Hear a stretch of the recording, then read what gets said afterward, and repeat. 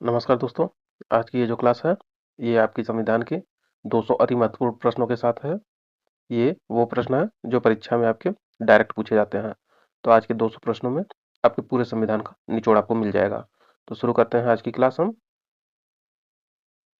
ये 200 प्रश्नों में वो प्रश्न है जो आपके एग्जाम में डायरेक्ट पूछे जाते हैं।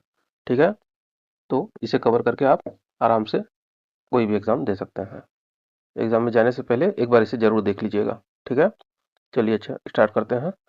तो आज की क्लास हम संविधान की स्टार्टिंग से लेकर अंत तक पूरा 200 क्वेश्चन को कवर करेंगे। चलिए अच्छा शुरू किया जाता है। तो देखिए, संविधान में हमारे राष्ट्र का उल्लेख दो नाम भारत और इंडिया के रूप में किया गया है। अनुच्छेद एक उल्लेख करता है कि भारत अर्थात इंडिया राज्यों का संघ होगा। ठीक है, संविधान की प्रस्तावना के तहत भारत को धर्मनिरपेक्ष राज्य वर्णित किया गया है। किसके तहत? प्रस्तावना के तहत भारत को धर्मनिरपेक्ष राज्य वर्णित किया गया है और ये शब्द संविधान में 42वें संविधान संशोधन द्वारा 1976 में जोड़ा गया था।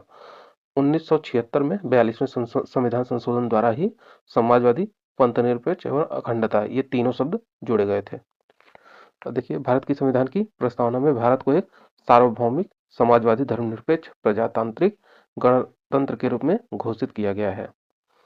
गणतंत्र का आशय है राष्ट्र का प्रधान निर्वाचित, जो चाहे प्रत्यक्ष चाहे अप्रत्यक्ष रूप से चुना गया हो। ये ठीक है, ये वंशानुगत नहीं होता है।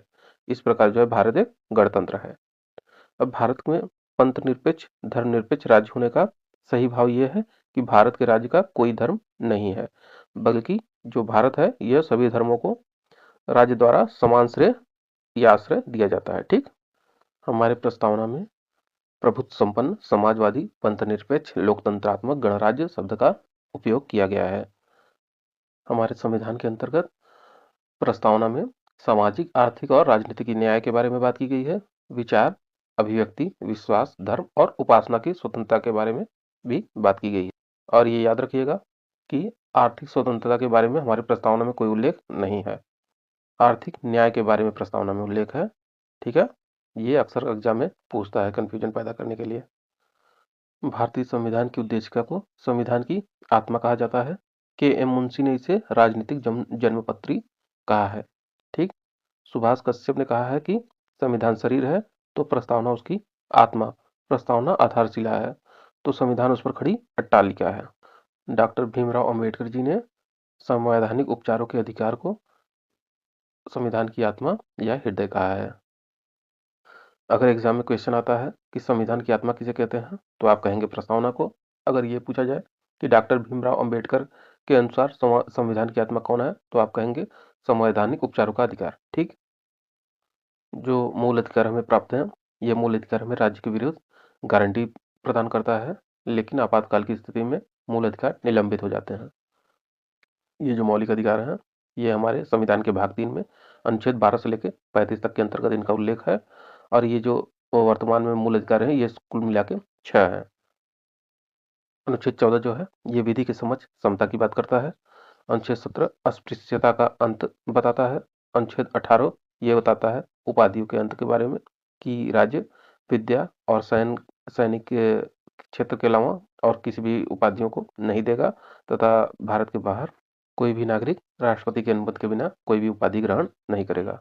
अनुच्छेद 19 जो है ये हमें प्रेस की स्वतंत्रता के बारे में, यानी विचार अभिव्यक्ति की स्वतंत्रता दर्शाता है। इसी के अंतर्गत प्रेस की स्वतंत्रता भी ये आती है। अनुच्छेद 23 जो है ये मानव के साथ दुर्व्यवहार और बलात्श्रम का विरोध करता है। ठीक, अनुच्छेद 24 जो है ये 14 वर्ष की आयु से कम उम्र के बच्चों को कारखानों में काम करवाने के संबंध में है। अनुच्छेद 32 जो है ये संवैधानिक उपचारों का अधिकार प्रदान करता है। इसके अंतर्गत न्यायालय 5 प्रकारों की रिट जारी करता है। ठीक है, न्यायपालिका को मौलिक अधिकारों का संरक्षक कहा जाता है। संपत्ति का अधिकार, जो कि पहले जो है हमारे मौलिक अधिकार में था, उसे 44वें संविधान संशोधन द्वारा अब वैधानिक अधिकार में बदल दिया गया है। ये 44वां संविधान संशोधन हुआ था 1978 में।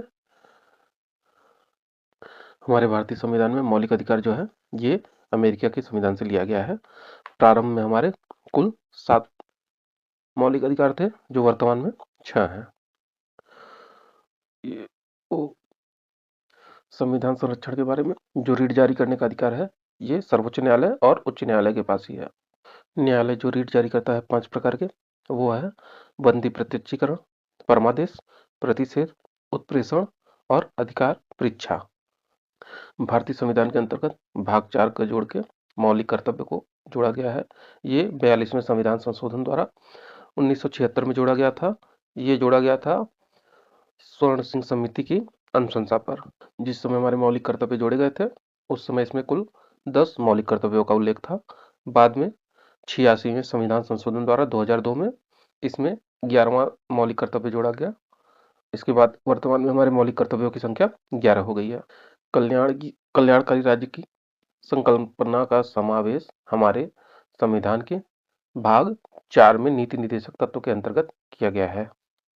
इन नीति निर्देशक तत्व के अंतर्गत अनुच्छेद 40 में पंचायती राज के गठन के बारे में बताया गया है। इसमें अनुच्छेद 39 के अंतर्गत समान वेतन समान कार्य के लिए दिया जाना चाहिए। और नीति निर्देशक तत्वों के बारे में ये जानिए कि ये वाद योग्य नहीं होते हैं, जबकि हमारे मौलिक अधिकार जो थे वो वाद योग्य थे। केटी शाह जी ने कहा था कि राज्य के नीति निर्देशक सिद्धांत एक ऐसा चेक है जो बैंक की सुविधा अनुसार अदा किया जाता है। भारतीय संविधान के नीति निर्देशक तत्व जो है ये आयरलैंड के संविधान से लिए गए हैं। संविधान के भाग 4 में अनुच्छेद 36 लेके 51 तक नीति निर्देशक सिद्धांत के बारे में दिया गया है। भारत में राष्ट्रपति का चुनाव आनुपातिक प्रतिनिधित्व पद्धति से एकल संक्रमणी मत प्रणाली द्वारा किया जाता है। अनुच्छेद 54 के अनुसार निर्वाचक गणों में संसद के दोनों सदनों के निर्वाचित सदस्य तथा राज्य की विधानसभाओं के निर्वाचित सदस्य होते हैं और पांडिचेरी तथा दिल्ली के भी विधानसभा के निर्वाचित सदस्य राष्ट्रपति के चुनाव में भाग लेते हैं। याद रखिएगा, इसमें मनोनीत सदस्य भाग नहीं लेते हैं। राष्ट्रपति चुनाव के लिए ये आवश्यक है कि वो कम से कम 35 वर्ष की आयु पूर्ण, वो देश का नागरिक हो तथा लोकसभा का सदस्य चुने जाने की योग्यता रखता हो। भारत के सर्वोच्च न्यायालय के में ही राष्ट्रपति के चुनाव से संबंधित कोई भी विवाद की सुनवाई की जाती है। सिर्फ सर्वोच्च न्यायालय में भारत के राष्ट्रपति के चुनाव से संबंधित विवाद की सुनवाई की जाती है। राष्ट्रपति 5 वर्षों तक के कार्यकाल तक कार्य करते हैं, अपने पद पर बने रहते हैं 5 वर्षों तक। राष्ट्रपति अपना त्यागपत्र उपराष्ट्रपति को सौंपते हैं। राष्ट्रपति का रिक्त स्थान कम से कम ज़्यादा से ज़्यादा 6 महीने के अंदर भर दिया जाना चाहिए। राष्ट्रपति लोकसभा को भंग कर सकता है, लेकिन अनुच्छेद 74 के अनुसार राष्ट्रपति लोकसभा को तभी भंग कर सकता है जब मंत्रिपरिषद की सुझाव हो। मंत्रिपरिषद द्वारा सुझाव देने के बाद ही राष्ट्रपति लोकसभा को भंग कर सकता है। राष्ट्रपति महान्यायवादी की नियंत्रक एवं महालेखक परीक्षक राज्यों के राज्यपालों की नियुक्ति भी राष्ट्रपति ही करता है। अनुच्छेद 72 के अंतर्गत राष्ट्रपति को क्षमा की शक्ति प्राप्त है। ये उसकी न्यायिक शक्ति होती है, जिसके अंतर्गत राष्ट्रपति कई मामलों में दंडादेश के निलंबन, परिहार या लघुकरण की न्यायिक शक्ति को प्राप्त किए हुए है। भारत के 11वें राष्ट्रपति डॉक्टर एपीजे अब्दुल कलाम जी थे, जिन्हें मिसाइल मैन की संज्ञा दी गई है।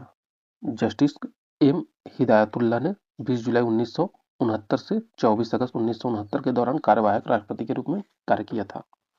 भारत के उपराष्ट्रपति का चुनाव लोकसभा और राज्यसभा के सांसदों द्वारा आनुपातिक प्रतिनिधित्व प्रणाली के अनुसार एकल संक्रमणी मत द्वारा होता है। ऐसा निर्वाचन गुप्त मतदान द्वारा होता है। उपराष्ट्रपति द्वारा राज्यसभा की अध्यक्षता की जाती है, परंतु राज्यसभा का सदस्य नहीं होता है। उपराष्ट्रपति राज्यसभा का पदेन सभापति होता है। भारतीय संविधान के 75(2) के तहत केंद्रीय मंत्री राष्ट्रपति के प्रसाद पर्यंत पद धारण करते हैं। राज्यसभा की अधिकतम सदस्य संख्या 250 है। राज्यसभा राष्ट्रपति द्वारा नामित किए जाने वाले सदस्यों की संख्या 12 है और 238 सदस्य इसमें निर्वाचित होते हैं। जो 12 सदस्य मनोनीत होते हैं वो राष्ट्रपति द्वारा होते हैं और 238 सदस्य जो है निर्वाचित किए जाते हैं 250 में से। राज्यसभा में प्रत्येक 2 वर्ष में 1/3 सदस्य सेवानिवृत्त हो जाते हैं और राज्यसभा के प्रत्येक सदस्यों का कार्यकाल 6 वर्ष का होता है। राष्ट्रपति इन जो 12 सदस्यों को मनोनीत करता है वे कला, साहित्य, विज्ञान व समाज सेवा के क्षेत्र से आते हैं। जब कभी राष्ट्रपति का पद खाली होता है तो उनके स्थान पर उपराष्ट्रपति उनका कार्यभार संभालते हैं। राष्ट्रपति अपना त्यागपत्र उपराष्ट्रपति को तथा राष्ट्रपति अपना त्यागपत्र राष्ट्रपति को देते हैं। अगर कभी राष्ट्रपति और उपराष्ट्रपति दोनों का पद एक साथ खाली हो तो राष्ट्रपति का पद भारत के मुख्य न्यायाधीश द्वारा संभाला जाता है। राष्ट्रपति देश का सर्वोच्च कमांडर इन चीफ होता है। वह तीनों सेनाओं का प्रमुख होता है। डॉक्टर नीलम संजीव रेड्डी निर्विरोध राष्ट्रपति चुने गए थे। भारत के पहले अराजनीतिक राष्ट्रपति थे डॉक्टर एपीजे अब्दुल कलाम जी। ये वैज्ञानिक थे। राष्ट्रपति अनुच्छेद 352 के अंतर्गत राष्ट्रीय आपात की घोषणा करते हैं। राष्ट्रपति पर महाभियोग की जो स्थिति है ये अमेरिका के संविधान से ली गई है। राष्ट्रपति के सेवानिवृत्ति की कोई सीमा नहीं होती है। अनुच्छेद 108 के तहत राष्ट्रपति दोनों सदनों का संयुक्त बैठक बुला सकता है। दोनों सदनों की संयुक्त बैठक राष्ट्रपति द्वारा बुलाई जाती है। उसकी अध्यक्षता लोकसभा के अध्यक्ष द्वारा इस संयुक्त बैठक की अध्यक्षता की जाती है। संविधान के अंतर्गत 3 प्रकार के आपातकाल का उल्लेख किया गया है। अनुच्छेद 352 के तहत राष्ट्रीय आपातकाल, अनुच्छेद 356 के तहत राज्य में राष्ट्रीय शासन और अनुच्छेद 360 के तहत वित्तीय आपातकाल। संविधान के अनुच्छेद 57 के तहत ये बताया गया है कि राष्ट्रपति चुनाव के लिए पुनर्निर्वाचित हो सकता है, उसका पुनर्निर्वाचन किया जा सकता है। अनुच्छेद 123 के तहत संसद के सत्र के न रहने की स्थिति में राष्ट्रपति किसी तत्काल आवश्यकता के संदर्भ में अध्यादेश जारी कर सकता है। राष्ट्रपति द्वारा इस प्रकार जारी अध्यादेश 6 महीने के लिए लागू रहती है। जब संसद समवेत होने 6 माह की समाप्ति पर प्रवर्तन में यह अध्यादेश नहीं रहता है। संसद का अतिक्रमण करने पर अनुच्छेद 61 के अनुसार संसद द्वारा राष्ट्रपति पर महाभियोग का प्रस्ताव लाया जा सकता है। महाभियोग की कार्यवाही संसद के किसी भी सदन में प्रारंभ की जा सकती है, लेकिन ऐसा प्रस्ताव लाने से 14 दिन पहले ही राष्ट्रपति को इसकी सूचना देनी होती है। इसके अतिरिक्त महाभियोग के प्रस्ताव को लाने के लिए संसद के कम से कम 1/4 सदस्यों द्वारा हस्ताक्षर होना आवश्यक। मंत्रिमंडल के अंतर्गत कैबिनेट मंत्री और प्रधानमंत्री को शामिल किया जाता है तथा जो मंत्रिपरिषद होती है वो प्रधानमंत्री और कैबिनेट स्तर के मंत्रियों सहित राज्य मंत्री और उप मंत्रियों को लेकर बनाया जाता है। तो इस प्रकार मंत्रिपरिषद काफ़ी बड़ी है और जो मंत्रिमंडल है वो छोटी है, लेकिन पावर के हिसाब से मंत्रिमंडल बड़ी है और मंत्रिपरिषद छोटी। संसदीय शासन में वैधानिक शक्ति का जो प्रमुख है वो राष्ट्रपति होता है, लेकिन वास्तविक शक्ति जो है वो प्रधानमंत्री के पास होती है। अनुच्छेद 75 के अनुसार प्रधानमंत्री की नियुक्ति राष्ट्रपति करता है तथा प्रधानमंत्री की सलाह पर राष्ट्रपति अन्य मंत्रियों की नियुक्ति करता है।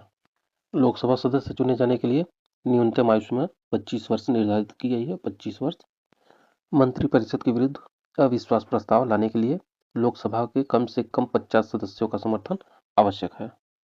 भारत सरकार का मुख्य विधि परामर्शदाता भारत का महान्यायवादी यानी अटॉर्नी जनरल ऑफ इंडिया होता है। इससे अपने कर्तव्य पालन में भारत के राज्य क्षेत्र के सभी न्यायालयों में सुनवाई में भाग लेने का अधिकार होता है। राज्यसभा में निर्वाचित होने के लिए न्यूनतम आयु सीमा जो है वो है हमारी 30 वर्ष की। ठीक है, न्यूनतम आयु सीमा लोकसभा सदस्य के लिए 25 वर्ष, राष्ट्रपति के लिए 35 वर्ष और राज्यसभा सदस्य के लिए 30 वर्ष होती है। लोकसभा के 2 बैठकों के बीच में अधिक से अधिक 6 माह का अंतर हो सकता है। 1 वर्ष में कम से कम 2 बार जो है लोकसभा की बैठक बुलाई जानी आवश्यक है। लोकसभा का कोरम कुल सदस्य संख्या का 1/10 होता है, 1/10। लोकसभा के स्पीकर का चयन लोकसभा के सभी सदस्यों के द्वारा ही किया जाता है। उत्तर प्रदेश राज्य का लोकसभा में सबसे अधिक प्रतिनिधित्व है। यूपी के 80 सदस्य लोकसभा में सदस्य हैं। यह थी कुल 200 प्रश्नों की सीरीज। इसके बाद एक वीडियो और आएगा जिसमें लगभग 200 से 250 और भी क्वेश्चन को कवर किया जाएगा और इससे आपकी संविधान पूरी तरह से कवर हो जाएगी। आज हम जो है इसे संसद तक कवर कर रहे हैं, आपकी संविधान की प्रस्तावना से लेकर संसद तक कुल 200 अति महत्वपूर्ण प्रश्नों के साथ।